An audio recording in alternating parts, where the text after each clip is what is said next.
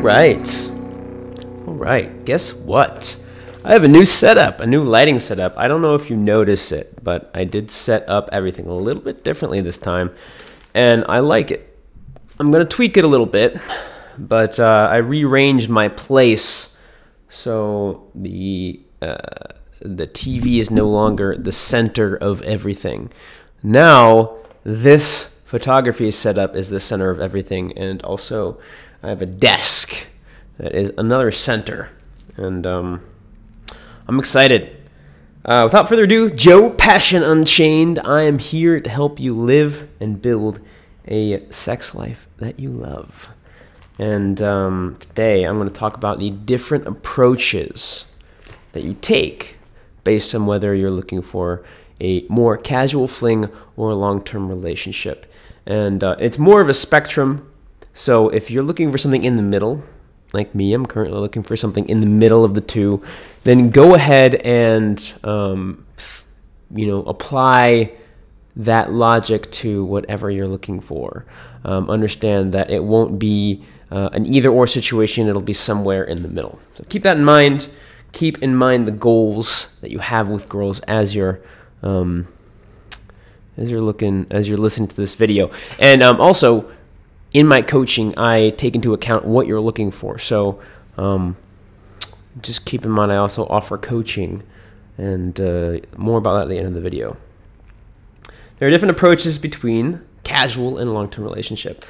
I do advocate going for sex quickly, no matter what. That is something I've talked about in other videos, especially a video that I entitled Go for Sex Even If You're Looking for a Relationship. Something like that. Search for it on my channel if you want to find it. It's illuminating because a lot of people think in different ways, and I want to explain why that is the go-to, and that is super important. So there are differences, though.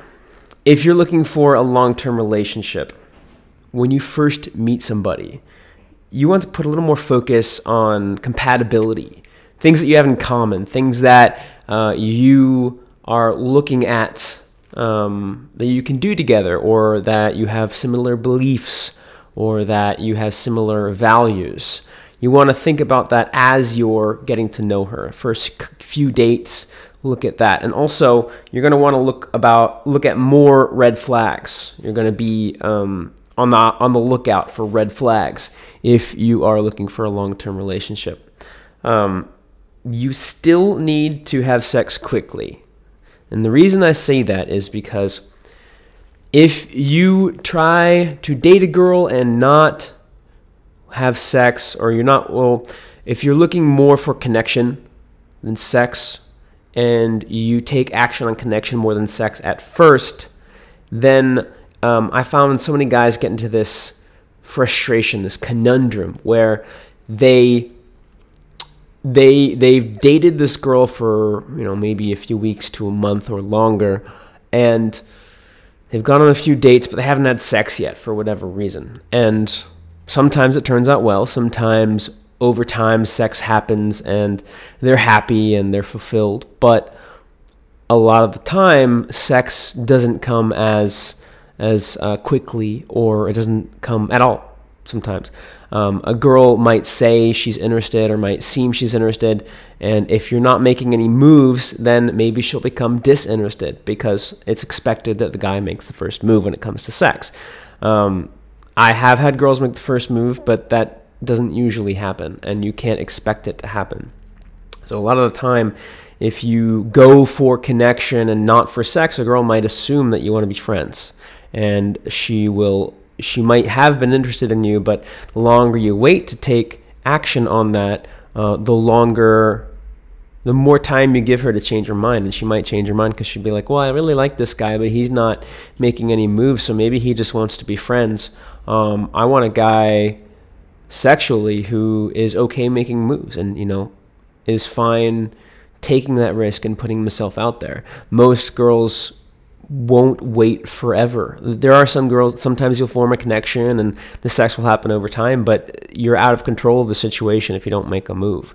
And you're rolling the dice. And more than half the time, I would say the girl will probably become disinterested if you don't make a move. So you're throwing away a good connection if you don't go for sex.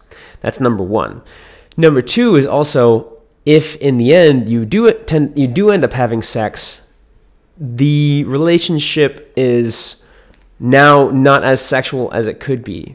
Now the dynamic is one of your friends first and sexual partners second, which can be very emotionally fulfilling, but it can also be very frustrating for your sexual needs. I'm sure there are people in the comments and emailing me saying, hey, but this happened to me, but this happened to my friend, and they were friends first, and then sex just happened over time. Yes, sure. There are going to be a lot of examples of times that it worked out to be friends first or look for connection first and then let sex happen later. The issue with that is you're leaving it up to chance. You're making a dice roll when you could instead be in charge of the situation, because you can give me an example of a time it worked out, but I guarantee you for every example of a time it worked out, there are 5 or 10 where it didn't, where either they found out way too late that they were sexually incompatible and the sex wasn't fun, or it wasn't often enough for one of the partners, or one of them was into kinks, the other one wasn't willing to explore or something. And now at this point, it's not, oh, hey, no worries, like, let's just go our separate ways. Now they're attached because they've been dating for a while. So this is why I explain it's so important to go for sex, especially, I wouldn't even say even, I would say especially, well, I guess maybe it's important in both situations, but equally, it's so important to go for sex even if you're looking for a long-term relationship. So prioritize that shit. What else? You might be able to wait a little longer if you're looking for a long-term relationship. So there is some leeway there. You still need to have it quickly. I would stick to the 3-date rule. There's this idea that if you guys are gonna have sex, it's on the 3rd date, or I'd like to have it on the 1st date if possible, but I don't mind waiting until the 3rd date, looking for something that's in the middle of casual and long-term relationship. I want something ongoing and regular that's fun and close, but not super serious right now. And so I'm fine waiting for the 3rd date. If you're just looking to bang a lot of girls and have hookups, nothing wrong with that at all. No matter what people say, there's nothing at all wrong with that. And I would say 1st or 2nd date, probably don't want to wait too long, and you probably want to make it clear to the girls up front that you're looking for sex. If you're looking for a long-term relationship, I would say, you can wait up to 5 dates. Just still be clear that sex is important and try not to wait 5 dates. Try to do it sooner. But for the reasons I stated earlier, but it's no problem if you wait up to 5 dates, I would say. After that, it's kind of getting like, why aren't we having sex yet? Do we like each other? Do you not like me? Like, are you not seeing me as a sexual partner? Are you seeing me as like a friend? Why aren't we having sex yet? I think that's important to tackle if it hasn't happened in 5 dates. I think that's about it. Takeaways, TLDR here is, if you're looking for something casual, prioritize sex a little bit faster and a little bit more intensely. And if you're looking for something long-term, give it a little leeway, but still prioritize sex, and keep an eye out for red flags, and keep an eye out for things that are making sure you like her company, making sure you have the same values, etc. You're happy with her communication style. So I hope this helps you out. And if you want more in-depth help from me, I do coaching. It's 3 months, 12 weeks of every week we do a session, just you and me, and it'll be either video or in person if you're in Austin here. I do a photo shoot beginning of the coaching. Near the beginning, you either come to Austin or pay my travel fees to fly out. I spruce up your Tinder profile. I've done a bunch of profiles for guys, and I've gotten them a ton of matches. So I'll spruce up your Tinder profile, and then every week give you some homework, give you some feedback, listen to your dating issues and your dating problems, and help you out, help you get the dating life that you love and that you crave and that you really want and that you deserve.